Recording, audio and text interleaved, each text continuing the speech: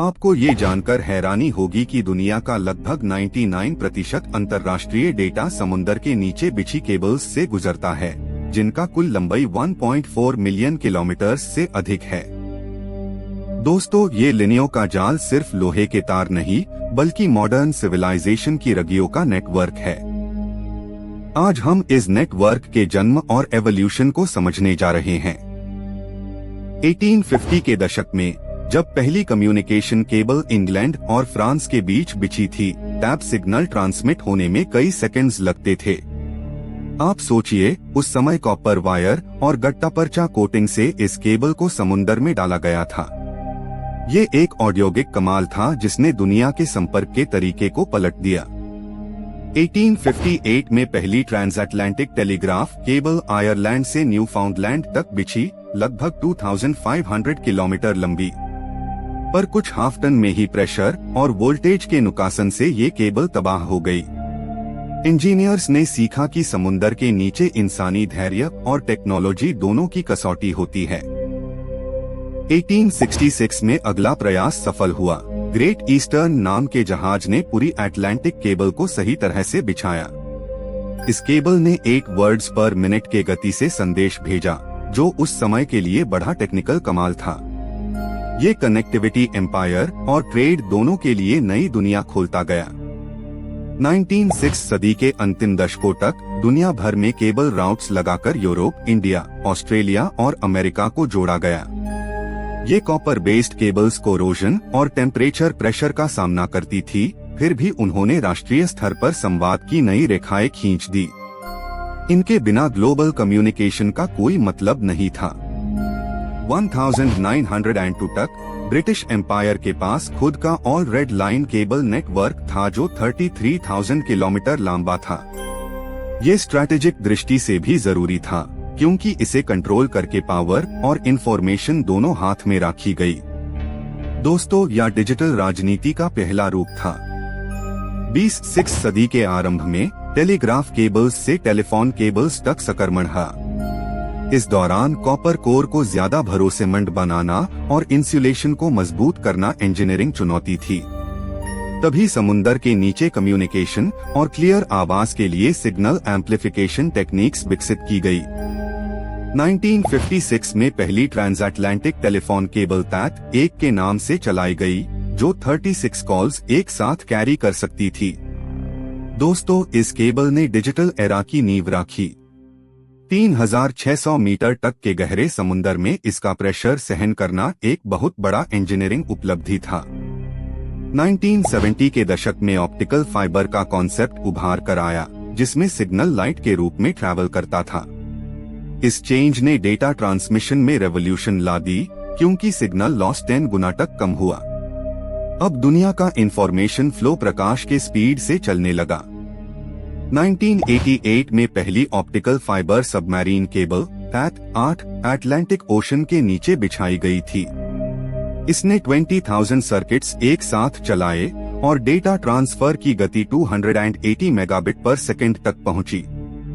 यह optical fibres के युग का प्रारंभ था, जिसे डिजिटल कनेक्शंस और भी तेज हुए। 1990 के दशक में इंटरनेट के प्रसार के साथ ग्लोबल केबल नेटवर्क्स का एक्सपांशन तेज हुआ। बैंडविड्थ डिमांड हर एक साल में लगभग 100% तक बढ़ रही थी और नए राउट्स ऐड किए जा रहे थे। ये कॉमर्स, बैंकिंग और संवाद की बैकबोन बन गया। आज 400 से ज्यादा एक्टिव सबमरीन केबल्स समुद्र के नीचे बिछे हैं, जिन्हें मेंटेन करने के लिए स्पेशल केबल लेइंग शिप्स का उपयोग होता है। हर केबल का डायामीटर लगभग 50 मिलीमीटर होता है, जो स्टील और फाइबर ऑप्टिक लेयर्स से सुरक्षित रहता है। ये नेचर और टेक्नोलॉजी का साझा संगम दिखाते हैं। केबल मेंटेनेंस एक कठिन प्रक्रिया है, जहां रिमोटली ऑपरेटेड व्हीकल्स 6000 मीटर तक नीचे जाकर डैमेज पॉइंट्स को लोकेट करते हैं। दोस्तों, समुद्र का प्रेशर यहां 600 बार तक पहुंचता है, जिसे हर मटेरियल नहीं सहन कर सकता। ये डीप सी रिपेयर एक सर्जिकल ऑपरेशन के जैसा होता है। डेटा केबल पार शार्क्स और लैंडस्लाइड्स के हमले भी समस्या बन जाते हैं, जिसे सिग्नल इंटरप्शन हो सकता है। समुद्री धराए हट्टा की अर्थक्वेक भी केबल्स को तड़ सकती है। इसीलिए रिडंडेंसी के लिए हर नेटवर्क में बैकअप राउट्स डिजाइन किए जाते हैं। केबल लैंडिंग स्टेशंस, जो कोस्टल शहरों के पास होते हैं, वो सिग्नल को लैंड बेस्ड नेटवर्क्स से जड़त है। ये पॉइंट्स एन्क्रिप्शन, पावर फीडिंग और मॉनिटरिंग के लिए कंट्रोल सेंटर्स जैसे काम करते हैं। आपका मोबाइल डेटा इन्हीं साइलेंट इंफ्रास्ट्रक्चर्स पर निर्भर करता है। मॉडर्न केबल्स में रिपीटर नाम के सिग्नल बूस्टर्स हर 80 किलोमीटर पार लगाए जाते हैं, जिनसे सिग्नल लॉस कम होता है। हर रिपीटर टेम्परेचर और प्रेशर के सबसे कठोर एनवायरनमेंट में भी कम करता है। इस टेक्निकल सर्किट के बिना डिजिटल दुनिया रमे डबजत।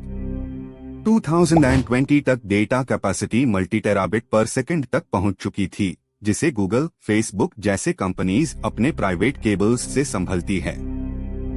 ये ट्रेंड सॉवरेंटी और कंट्रोल का नया युग खोल रहा है। अब डिजिटल जियोपॉलिटिक्स केबल्स के थ्रू चली जा रही है। साउथ अटलांटिक केबल सिस्टम और मारिया जैसे प्रोजेक्ट्स नए हेमिस्फेयर्स को जड़ रहे हैं। उनका कंबाइंड लेंथ 12,000 किलोमीटर से अधिक है। डेटा लेटेंसी कम करने के लिए राउट ऑप्टिमाइजेशन और प्रिडिक्टिव मेंटेनेंस एआई के थ्रू हो रही है। ये टेक और समुंदर का सम्मेलन है।